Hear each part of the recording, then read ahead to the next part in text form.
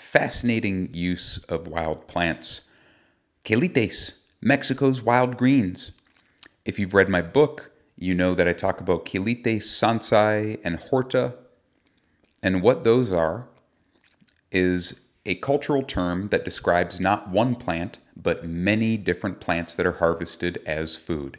So basically, what we're doing here is just harvesting the tender parts of wild plants to eat. And I'm going to go over harvesting 3 plants.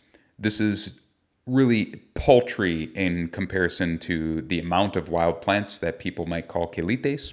Here I have some lamb's quarters, but there could be over 350 different plants that are traditionally harvested and known as quelites. So just know that whatever plants you're harvesting, I usually think of these as summer plants. So lamb's quarters, purslane, amaranth, galansoga, all of those.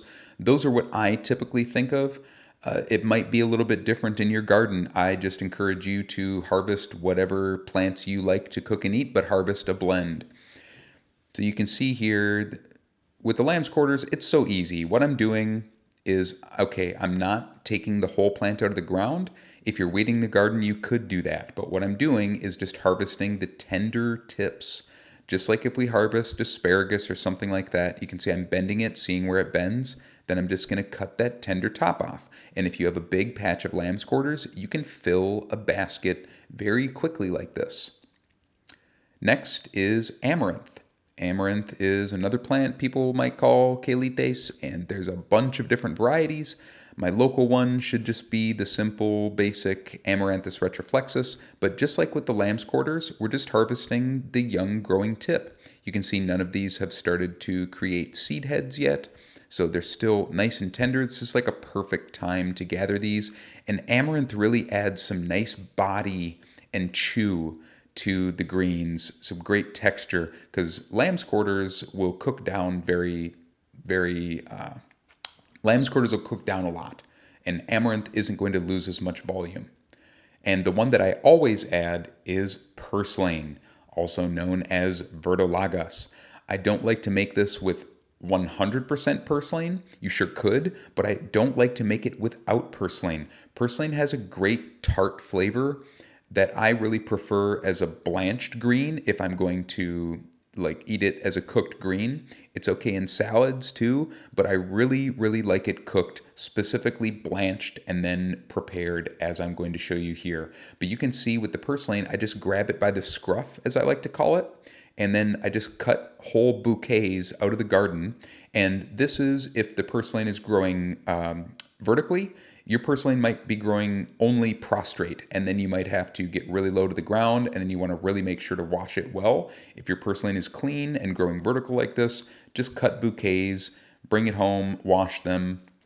If you don't want to wash some of these greens because you're going to blanch them, you can probably get away with that if you're just harvesting enough for dinner. Because I harvest usually a week or 2 weeks of food when I'm going to pick wild plants at a time. I like to show people that I wash them because that's going to improve the shelf life. Now to cook them, we're just going to get a pot of salted water, and we're going to put our greens in there. And this is basic blanching. This is nothing new here. And you want to cook the greens until they're nearly tender and taste good to you, because you're going to cook them again. Make sure to keep a lookout for blades of grass and other things like that. Just it's all natural. And drain your greens. You can refresh them in cold water if you want. You can put them directly into the pan. I like to cool them down.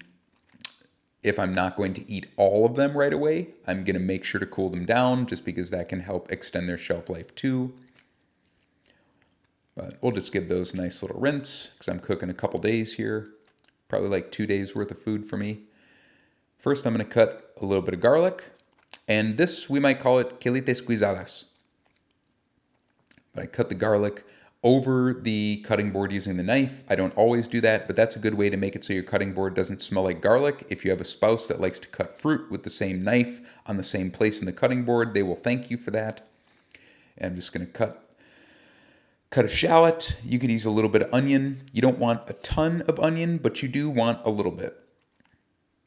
So slice that all up, and then we're going to add a little bit of jalapeno too. And then you can see we have chopped peeled tomatoes and a little bit of their juice. I don't like using fresh tomatoes. The reason is because we're going to simmer this until the greens are nice and tender. And if you use fresh tomatoes, it's much more likely that the skin is going to fall off of the tomato flesh. And that is really good for getting stuck in your teeth. It's kind of a personal pet peeve of mine. I cannot stand it. So we're just going to cut the jalapenos into little julienne. These are optional. You can add hot chili, you can add a really hot pepper, do whatever you want. But I like to add a little bit of onion, a little bit of chili, and a little bit of tomato.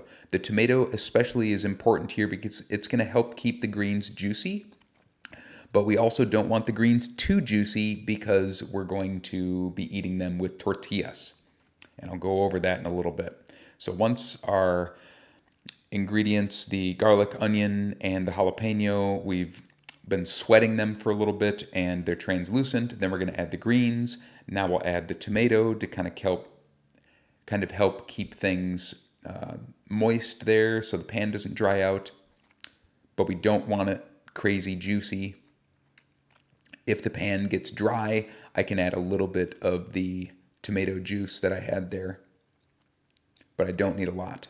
Then I'm going to add some cilantro, and I'm going to add some cumin. What we're doing here is we're seasoning the heck out of these greens because we're going to treat these like meat. This is going to be a center of the plate dish. It's just going to be plant tacos, so we really want to season these like we care. And I'm going to show you a couple different ways to make the tacos. Cheese, fried cheese, and straight up. Just for fun. So the first way is fried cheese. To make fried cheese tacos, you just put cheese on a tortilla, melt it, flip it over, and it's golden brown. Wonderful. The next way is just to heat them up over a burner. This is what I do when I'm not feeling very ambitious. Just toss that tortilla around a little bit until it gets a little bit of char. How much char you put on is kind of personal preference there, but you need to toast them somehow. You know, tortillas are like a piece of toast. You need to toast them. Now we can see the greens are cooking down. I want to get that liquid out. I want it to be nice and dry because I don't want this shooting juice all up in my lap. So if your greens are very juicy like that, keep cooking them a little bit. These are also great reheated. If you're finding them a little bit juicy, the more you cook them, the more liquid is going to evaporate. And then we just put them into the tortilla. Here's one of fried cheese. And that's a wrap. Breakfast quelites. This is how I cook poke salad. If you like to cook poke salad, I heat the greens up, and you can use the seasoned ones. And then I push them to the side of the pan. I fry some scrambled eggs up in it. And that is a great way to get your greens for breakfast. You know, get a hot tortilla, scoop them up, and it's portable. I'll wrap them in aluminum foil and take them out with me.